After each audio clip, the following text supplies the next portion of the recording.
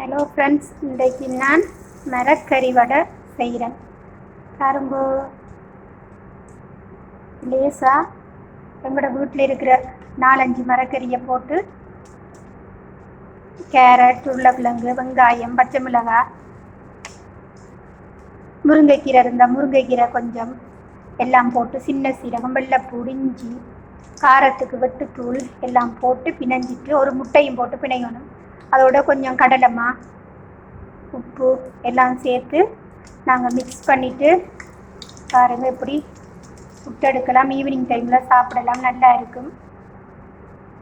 பொட்டதுக்கெல்லாம் போய் கடையிலேயே வாங்கி சாப்பிடக்கூடாது, வீட்டிலேயே நாங்கள் ஏதாவது செய்து சாப்பிடணும். மரக்கறி வடை